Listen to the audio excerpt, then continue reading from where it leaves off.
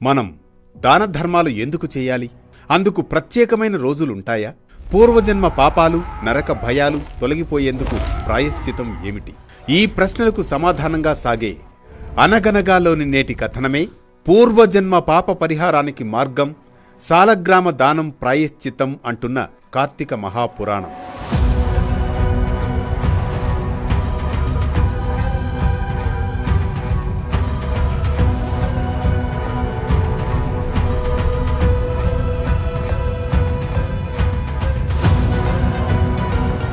అనగనగా వశిష్ఠ మహర్షి జనక మహారాజుకు వివరించిన సంపూర్ణ కార్తీక మహాపురాణం 12వ అధ్యాయంలోని కథా సందర్భమిది. వశిష్ఠుడు జనకునితో ఇలా అంటాడు: ఓ జనక, కార్తీక మాసంలో వచ్చే సోమవారాల గొప్పతనం తెలుసు కదా? కార్తీక సోమవారానికి ఎంత పుణ్యం వస్తుందో దానికంటే శని త్రయోదశి 100 రెట్లు పుణ్యాన్నిస్తుంది. ఇక కార్తీక పౌర్ణమి అయితే దానికంటే 1000 రెట్లు ఫలాన్నిస్తుంది. శుక్లపక్ష పాడ్యమి దానికంటే 1,00,000 రెట్లు పుణ్యమిస్తుంది. అయితే అన్నిటా గొప్పది శుక్లపక్ష ఏకాదశి, ద్వాదశి 1,00,00,000 రెట్లు పుణ్యాన్నిస్తుంది. ఈ రోజుల్లో చేసిన ఒక్క చిన్న పుణ్యకార్యం కూడా 1000 యజ్ఞాలు చేసినంత ఫలాన్నిస్తుంది. ఈ కార్తీక ద్వాదశి గురించి నేను ఒక చక్కని కథ చెబుతాను, ఆలకించు. అనగనగా పూర్వం గోదావరి తీరంలో లుద్దుడని ఓ వైశ్యుడు ఉండేవాడు. అతను చాలా దుర్మార్గుడు. దాన ధర్మాలంటే ద్వేషమున్నవాడు, పిసినగొట్టు, దాతృత్వం లేని మనసు. ఒక్కరికీ సాయం చేయడు, మాటల్లోనూ కాదు, చేతల్లోనూ కాదు. తన దగ్గరున్న ధనాన్ని తాను వినియోగించక, మరెవ్వరికీ ఇవ్వక సంపాదిస్తూనే ఉంటాడు. ఒకరోజు విప్రుడు అప్పు తీసుకున్నాడని దానిని వడ్డీతో సహా తిరిగి చెల్లించలేకపోవడంతో మండిపడిన ఆ పిసినారి విప్రుని సంహరిస్తాడు. తదుపరి కొంతకాలానికి ఆ లుద్దుడు కూడా ఆయువు తీరి మృతి చెందుతాడు. యమకింకరులు వచ్చి ఆ జీవుని నరకానికి తీసుకుపోతారు.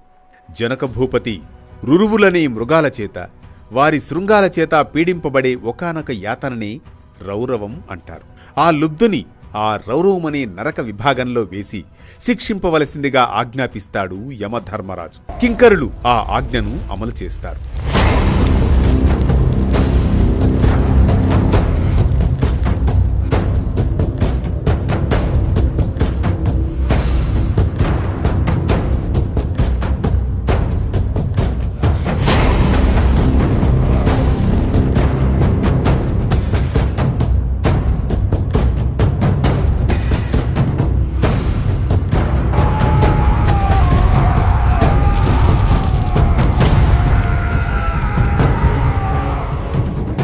ఇక ఈ భూలోకంలో ఆ లుబ్ధ వైశ్యుని కుమారుడైన ధర్మవీరుడు మహాదాతగా, పరోపకారి అయి పిత్రార్జితమైన అగణిత ధనరాశుల్లో ప్రజాశ్రేయస్సుకై చెరువులు, నూతులు తవ్వించి, తోటలు వేయించి, వంతెనలు కట్టించి, పేదలకు వివాహోపనయనాదులు చేయిస్తూ యజ్ఞయాగాది క్రతువులను చేయిస్తాడు. తరతమ భేదరహితంగా అన్నదానాలను చేస్తాడు.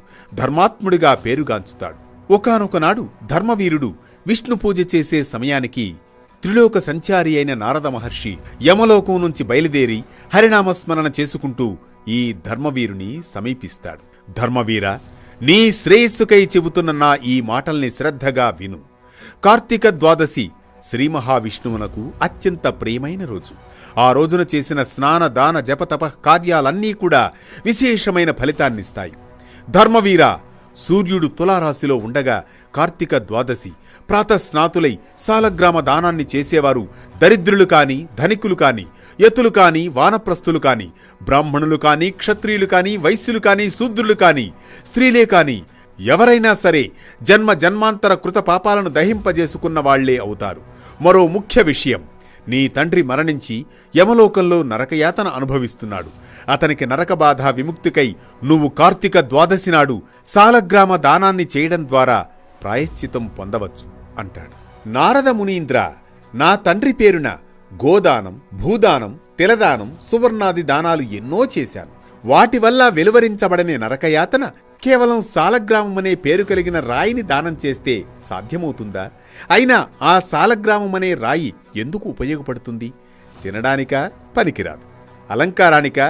నవరత్నాలలోనిది కాదు. ఏ రకంగానూ ఎవరికి కూడా పనికిరాని దానిని నేనెందుకోసం ఎవరికి దానం చేయాలి? రాతి దాతకు కీర్తి ఉండదు, ఆ ధనాన్ని పట్టిన వానికి సుఖముండదు.